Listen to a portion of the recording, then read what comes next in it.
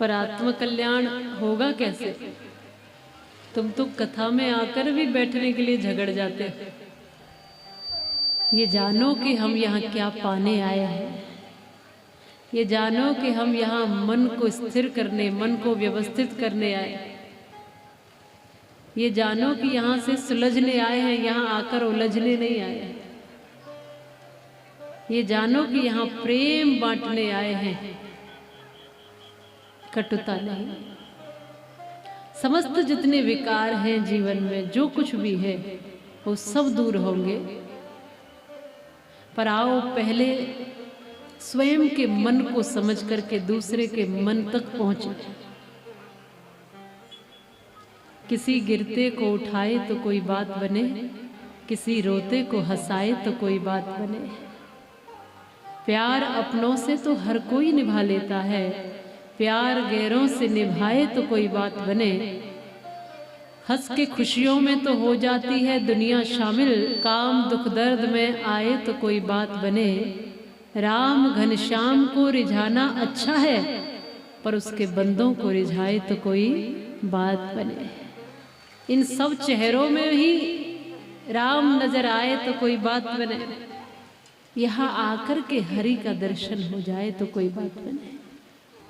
हथौड़ा चाबी से कहता है कि मैं बहुत बार खट खट खट खट खट खट करता हूं, पर अरी चाबी ताला मेरी बात मानता ही नहीं है, सुनता ही नहीं है, खुलता ही नहीं है।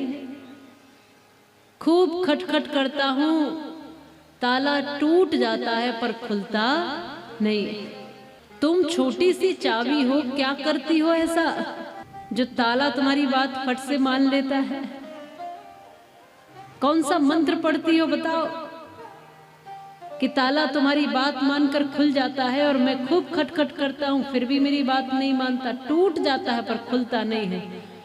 चाबी ने कहा हथौड़े से, देखो तुम्हारे और मेरे आकार में अंतर है। तुम्हारा आकार बड़ा है और मैं छोटी सी हूं, लेकिन उसके बाद भी तुम में और मुझ में अंतर है। तुम प्रहार करते हो और मैं प्रवेश करती हूं। तुम में और मुझ में बस यही अंतर है, तुम प्रहार करते हो, खूब खटखट खटखट करते हो, प्रहार करके अपनी बात मनवाना चाहते हो।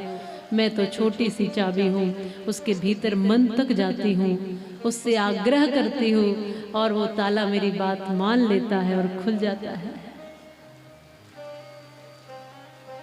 किसी को बदलने के लिए, परिवर्तन के लिए पहले मन तक पहुंचिए उसके। परिवर्तन तभी संभव है,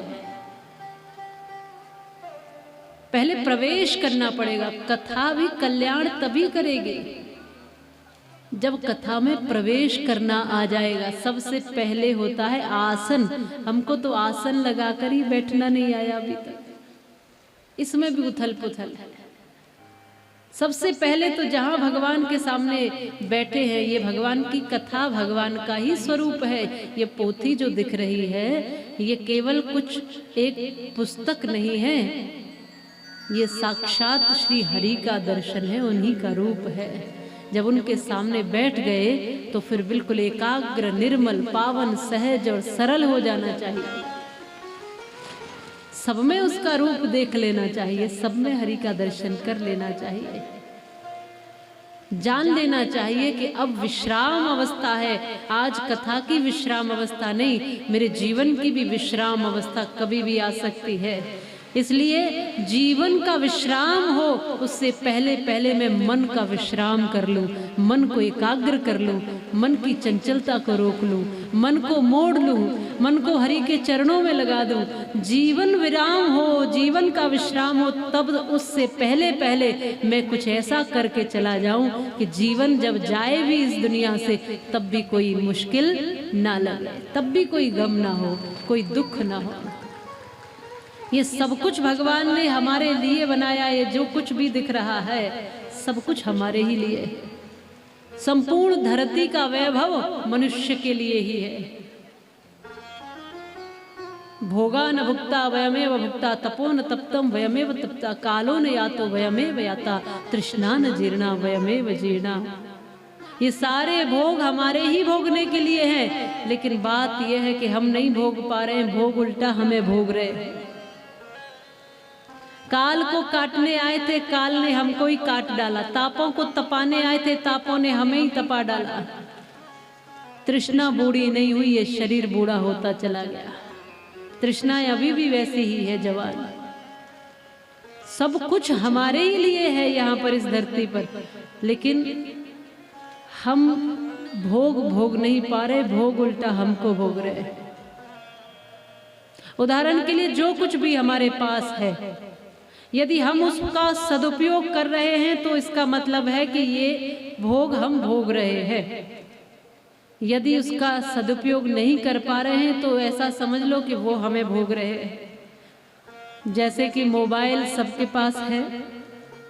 अब मोबाइल का उपयोग अगर आप करते हो समझकर सोचकर कार्य के लिए, तब तो मोबाइल ठीक है, लेकिन ऐसा पता चले कि मोबाइल ही हमारा उपयोग कर रहा है, तब मुश्किल है ना। आज जिसे देखो, जो भी साधन हो, हम उन साधनों के गुलाम होते जा रहे हैं, हम उन आदतों के गुलाम होते जा रहे हैं, अपने मन के, अपनी वासनाओं के, अपनी वृत्तियों के गुलाम होते जा रहे हैं। आज कुछ भी चीज हो, हम उसके आदी होते जा रहे हैं। इसी को बंधन कहा है। और मुक्ति क्या है? सब साधन है। आप रुपए पैसे का भी उपयोग कर रहे हो, घर मकान का भी, संसार का भी, हर चीज का उपयोग तो कर रहे हो, लेकिन किसी में फंस नहीं रहे हो। यही वैराग्य है, यही मुक्ति है।